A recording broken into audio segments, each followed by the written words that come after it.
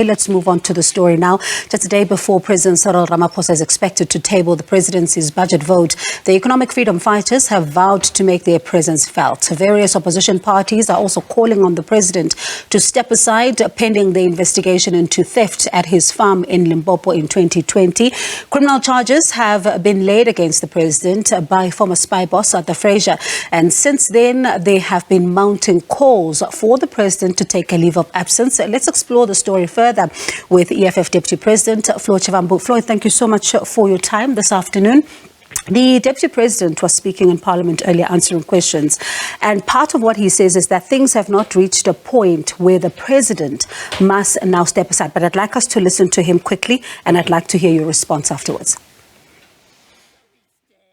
I don't think we've reached any point that seeks to say the President must step down.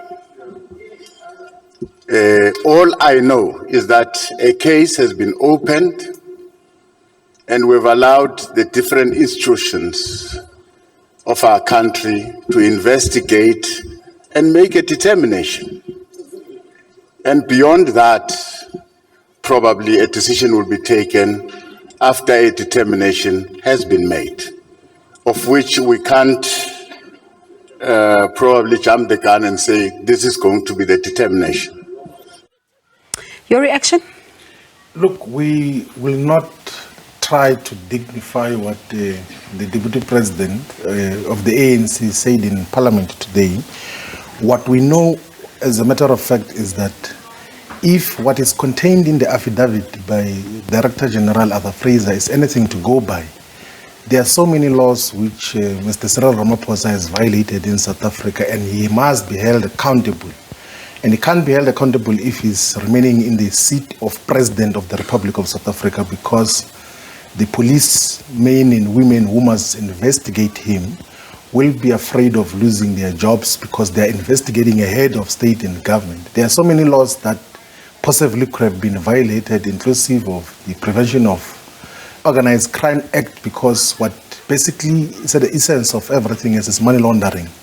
But also there seem to be corrupt activities, there's bribery, there's violation of the Criminal Procedure Act as well, because people didn't report a police case. They went to act like they are authorized police officers, abducted so-called suspects, interrogated them, tortured them.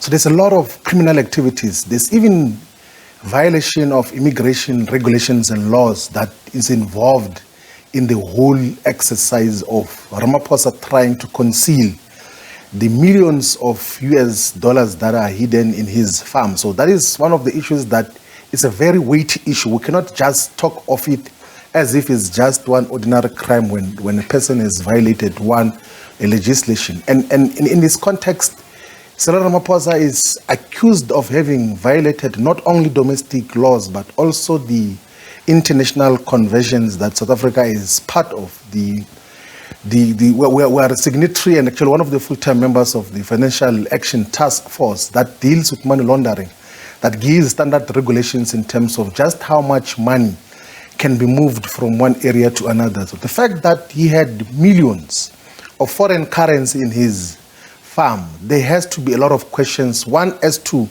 what is the source of that money? It's not the sale of game as he claims is the case.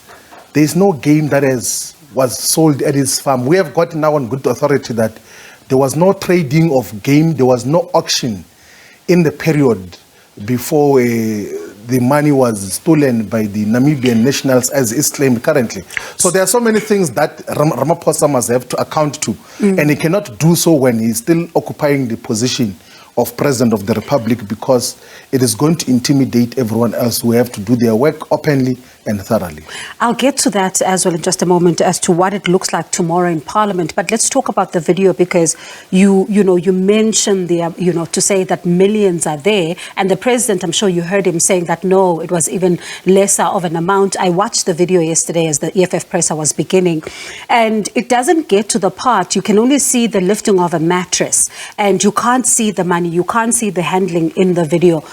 Does it then not open holes for, to cause contention or cast doubt about really the amount of money that was there? Because that is the critical part of the argument, is it not?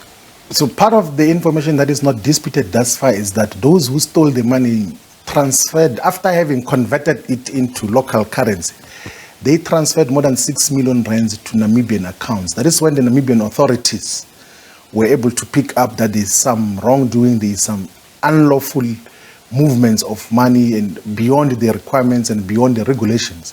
So if 6 million rands already had been transferred to Namibia and the remainder of the stash that was stolen there was used to buy houses, was used to buy cars, was used to buy very expensive watches and a variety of other expenditure-related aspects. And on top of that, Cyril Ramaphosa went to fetch all those people and gave each and every one of them 150,000 rand so that they can keep quiet. And how would anyone ever imagine that that amount is insignificant? It was an insignificant amount of money. He chose to engage in gangsterism, to go and look for that money because it was a lot of money. It's only gangsters who, when something has been stolen from them, they go and look for it without involving the police because they know that their other crimes are going to be exposed. And that is what Ramaphosa did, that he became a gangster of going to search for people who stole his money, recovered, it appears, some of that money without involvement of the criminal justice team and the police in the manner that is legitimate and legal in South Africa. And it's one of the things that we are concerned about and we're saying must be investigated. And it cannot be investigated if he remains in office as the President of the Republic. Tomorrow he's in Parliament, expected to table the presidency budget vote. You've said that you are not going to allow him as a party to be able to speak. You'll do to him what you did to former President Jacob Zuma. What does this interruption look like? You know, we as the economic freedom fighters have got no respect, none whatsoever, on potential criminals, people who are accused of serious crimes of corruption, of money laundering, of illicit financial flows. We have been speaking about this for the longest time. So every time Cyril Ramaphosa comes to Parliament, he must first explain where did the millions of US dollars come from? What was the purpose of storing them in a farm? Why did he ignore the South African criminal justice systems and the laws of this country and try to recover the money which was stolen in his farm without respecting the laws of this country? Why did he violate the immigration laws in terms of what should happen in the movements between South Africa and Namibia? We know that we are calling for the integration of the entire African continent, but currently there is regulations as to how people should move, particularly when there is law enforcement issues that have to be dealt with. So there are so many questions that Cyril Ramaphosa must respond to before he goes to Parliament and tell lies, because it looks like it's part of his DNA to go to Parliament to tell lies. Remember that when he was confronted in Parliament about the Bosasa thing, he boldly said there that I spoke to my son, I've confirmed with my son, I looked him in the eye, and I can confirm that there was nothing untoward, only to come and contradict himself later on. That you have got a president who is portraying himself to be something that he is not. He is portraying himself as an anti-corruption crusader, whilst in secret he is busy moving millions of foreign currencies into the country because his plane does not get searched when it lands here in South Africa. They arrive with planes with foreign currencies, take it to the farms to store it there and use it for illegal purposes, including buying of ANC delegates for ANC conferences. Now, if that is information at the EFF's disposal, including what your president says, is a purported video of counting of money in dollars, why is that information not reported to the SABC? Look, what we have said, and we said yesterday in the press conference, is that whatever information that we have at our disposal, by the time it goes to the police service, to the criminal justice system for prosecution, it must be information that must not be faulted. We know that the information that we have at our disposal now cannot be faulted. But there must be someone who must own up to that information, be able to explain it like DG Fraser is doing currently. We cannot just rush and want to do things in a way that is going to compromise the ultimate solution of these criminal activities which are allegedly being committed by a sitting head of state. We do not want to make mistakes, because remember that what is happening currently, they are utilizing state institutions to try to create a fictional story of people who purchased the animals who are not there. They are going to try to backdate the approvals by the Reserve Bank, which is not there, which has never happened. They're going to try to backdate the declarations to SARS, which has never happened. They're going to try to backdate the approvals and the declarations to Parliament, which has never happened. And all of those things are done because all these individuals want to protect one individual who is busy involved in very serious criminal activities which must never be permitted by anyone. What is the relationship between the EFF and Arthur Fraser? We do not have any relationship with Arthur Fraser outside of the fact that he used to come and report to Parliament when he was a DG for Correctional Services, and he used to report to the Joint Committee on Intelligence and Defense when he was a DG of the South African State Security. So in terms of what happens, there's never been any personal relationship that cannot be explained anywhere else. So it's a pure coincidence that your former Secretary General is now involved in that case. It's a pure coincidence? I'm not even aware that our former Secretary General is involved in that particular case. And there's the tweet. Thank you for the opportunity afforded me to train and serve the people of South Africa, who would certainly from time to time, as they do now, need legal services. And that is, of course, around that particular matter with Arthur Fraser. So I do not see any of that being said in that tweet there. Where does it say that is involved there? But also I remember that our former Secretary General Godrich Gadi is running a private attorneys firm which deals with issues that have got nothing to do with the EFF, nothing whatsoever.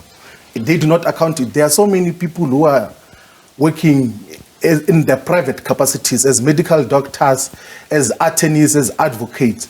We do not prescribe to them which cases they take as the EFF. It's their own independent decisions in terms of what happens. So there is no relationship, none whatsoever, that exists between the leadership of the EFF and Arthur Fraser. And I don't even understand the tweet that you have posted there. It doesn't say anything that there's a relationship between Arthur Fraser and Godrich Gadi. I wish we had more time, Floyd. Yes. Time is always the enemy. But let's talk about the statement the EFF put out today, which is around the appointment of Ishmael Mimoniat. You're not happy as a party. Briefly, tell us why. Look, we asked the National Treasury in February this year as to the retirement ages of all the DDGs in the National Treasury. And the retirement age of Ismail Mimoniat is the 22nd of August 2022. He's supposed to be leaving office. I don't know why he's made to be acting DG in the National Treasury when he is supposed to be packing his bags and leaving National Treasury. He is one of the most reactionary public officials that have ever occupied National Treasury. He is at the forefront and at the center of the anti-transformation program that defines National Treasury.